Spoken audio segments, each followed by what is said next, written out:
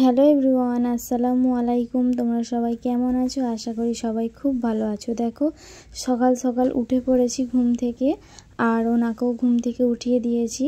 এখন প্রায় 6টা 8। দেখো আজকের ওয়েদারটা খুবই সুন্দর, আর সকাল সকাল ওনাকে ঘুম থেকে তুলে দিয়েছি, যেহেতু উনি গাড়ি চালায়, বড় গাড়ির ড্রাইভার।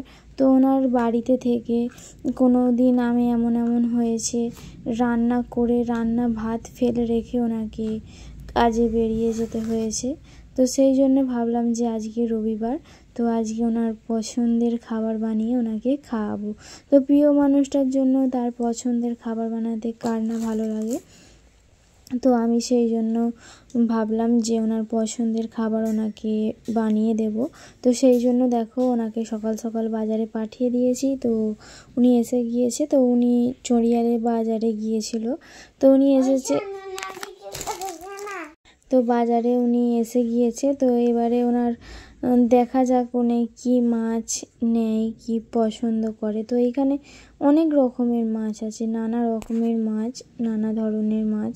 তো উনি সেরকমভাবে কোনো রকমের মাছ খেতে পছন্দ করে না। তো যেই মাছটা পছন্দ করে সেই মাছটাই দেখো কিনছে।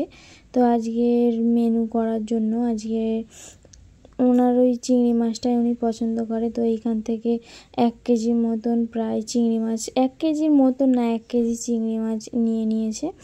তো আজকে ওনার পছন্দের রান্না করে ওনাকে দেব, যেহেতু আজকে রবিবার উনি বাড়িতে আছে। তো উনি চিংড়ি মাছটাই পছন্দ করে, সেরকমভাবে কোনো রকম মাছ পছন্দ করে না। আর এই দাদুটা দেখলে তো কি সুন্দর মাছের আঁশগুলো পরিষ্কার করে দিচ্ছে। তো যাই হোক, ও এখন যেহেতু 6টা 6:30 মতন বাজে, তো এখন সেরকমভাবে সবজি দোকানও খোলেনি। তো উনি এখানের মধ্যে সবজি নেয়নি, তো বাড়িতে চলে এসেছে। দেখো চিংড়ি মাছটা তোমাদেরকে বের করে দেখাচ্ছি। দেখো, তো এখানে 1 কেজি চিংড়ি মাছ ছিল। তো চিংড়ি মাছগুলো সাইজগুলো খুবই বড় ছিল। চলো তোমাদের দেখাই। দেখো আমার হাতের থেকেও বড় চিংড়ি মাছ। তো যাই হোক, এবারে চিংড়ি মাছটা কেটে দিয়ে বেছে নেব। তার জন্য দেখো, যেহেতু চিংড়ি মাছের ডাঁড়াগুলো খুবই শক্ত হয়, তো সেই জন্য ভাবলাম যে বঁটিটা একটু ধার দিয়ে নেব। তো বঁটিটাই আমি ধার দিয়ে নিয়েছি, ছোটো হামাল দিস্তার ডান্ডি দিয়ে। এই যে পাগুলো আছে, এই পাগুলো দেখো, চিংড়ি মাছটা একদম ফ্রেশ ছিল, টাটকা ছিল। তো যাই হোক, আগে দেখো তোমরা সবাই জানো যে কীভাবে কি পরিষ্কার করতে হয় না হয়। তো আমি যেভাবে পরিষ্কার করি বা চিংড়ি মাছগুলো বাছি তোমাকে দেখাচ্ছি। দেখো, আর আমার যে কোনো মাছ যেমন খেতে ভালো লাগে, তার পাশাপাশি সব মাছ কাটতে বা বাছতে পরিষ্কার করতে আমার খুব ভালো লাগে।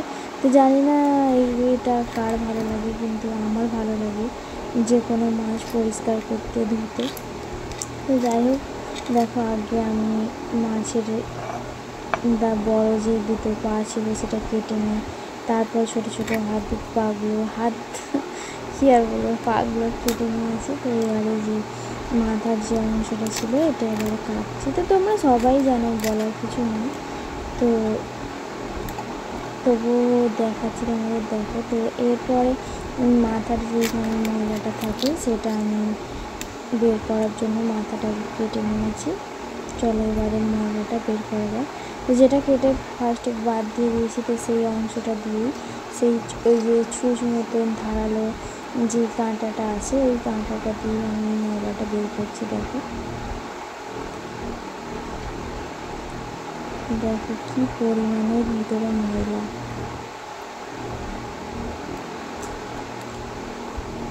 আর এই ময়লাটার মধ্যে শুধু বালি থাকে। তো দেখো, এই দেখো কতটা। তো যাই হোক, ময়লাটা আমি বের করে নিয়েছি। এবারে এই যে পিঠের অংশটা আছে, এই পিঠের অংশটা আমি এবারে কেটে দিয়ে তুলে দেবো। তো আগে দেখো আমি লেজটা কেটে নিয়েছি, তো বেশি কাটিনি, অল্প করেই কেটেছি। তো এবারে ওপরে খোসাটা আমি ছাড়িয়ে দেবো, যেহেতু মাছটা পুরোটা ছাড়িয়ে দিলে দেখতে ভালো লাগবে না। তো সেই জন্য আমি পুরোটা ছাড়াবো না, পিঠের অংশটা ছাড়াবো আর লেজের দিকে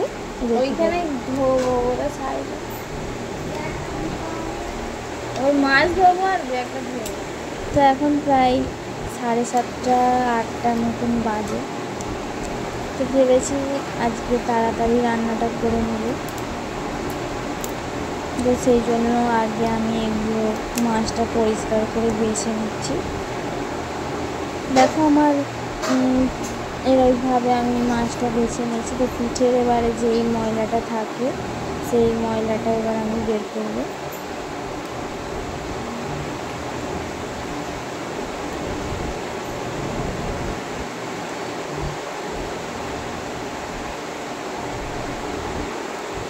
তো দেখো এই মাছের দিয়ে এই যে পিঠে যে নোংরাটা থাকে সুতোর মতো, তো আমি ওই যে দাঁড়া দিয়েই বের করছি। যেহেতু এই মাছটা অতটা ময়লা ছিল না, তো আমার এটা বাঁধতে বেশিক্ষণ সময় লাগেনি। তো দেখো বের করে নিয়েছি, আর বের করা হয়ে গেছে। দেখো এতে আর নেই। তো দেখো আমার একটা মাছ বাছা কমপ্লিট, সব মাছ হয়ে গেল বাছা দেওয়া। এবারে নারকেলটা ফাটিয়ে নিতে বলেছি তোমাদের দাদা ভাইকে, তো উনি ফাটিয়ে নারকেলটা কুড়ে দেবে। যাই হোক ফাটানো হয়ে গেছে, তো উনি ওইদিকে দেখো নারকেলটা কুড়তে বসে গিয়েছে। যে কুড়ছে না, যে মানে কাটারি দিয়ে যেটা সরু করে ধার দিয়ে ছেঁচে ছেঁচে দেয়, যেহেতু মিক্সিতে আমি করব, মানে নারকেলের দুধটা বের করব, তো আমি এদিকে আদা রসুন সব করে নিচ্ছিলাম। তো উনি দেখো এইভাবে নারকেলটা যখন কাটছে, তখন আমার মনের মধ্যে একটা ভয় হচ্ছিল। তো সেই ভয়টা কি তোমাদের বলবো। এই যে এইভাবে নারকেল কাটছে, আমার মনে হচ্ছিল যে হাতটা না কেটে যায়। তো দেখো মনের কথা মনেই রয়ে গেল, হাতটা কেটে গেল, আর প্রচুর পরিমাণে রক্ত বেরিয়েছে। তো যাই হোক আমি সব রক্ত মুছে পরিষ্কার করে এবারে মুলামটা লাগিয়ে দিলাম। তো দিয়ে এবারে ছোটো একটা পরিষ্কার কাপড়ে দিয়ে ওনার হাতটা আমি বেঁধে দেবো। তো আমি ওনাকে বলছিলাম, মুলামটা দিচ্ছিলাম আর বলছিলাম যে আমি যা ভাবছিলাম তো সেটাই হলো। তো দেখো, তো একটু কেটে গিয়েছে বলে তার জন্য তো আর কাজ থেমে থাকে না। তো হাতে ব্যান্ডেজ নিয়ে উনি নারকেলটা কুড়ে দিল। তো এইবারে আমি মাছটা ভাজার জন্য কড়াইতে তেল দিয়ে দিয়েছি। এবারে একে একে আমি চিংড়ি মাছগুলো ভেজে নেব।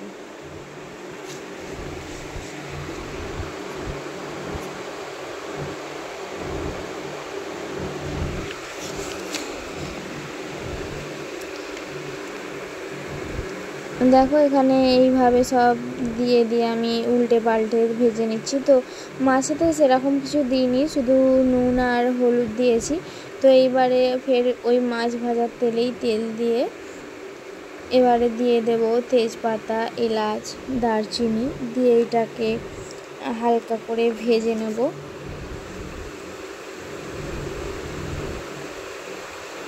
দেখো ওই সাইডে আমি মাছটা ভেজে রেখে দিয়েছি। তো এবারে এখানে আদা পেস্ট, রসুন পেস্ট আর পেঁয়াজ পেস্ট আছে, সব একসাথে ভালো করে কষিয়ে নেব। যেহেতু এটা দুটো মশলার মানে তরকারি মশলা করেছি, তো হাফ এতে দিলাম, তো হাফ আর একটা অন্য তরকারিতে দেব।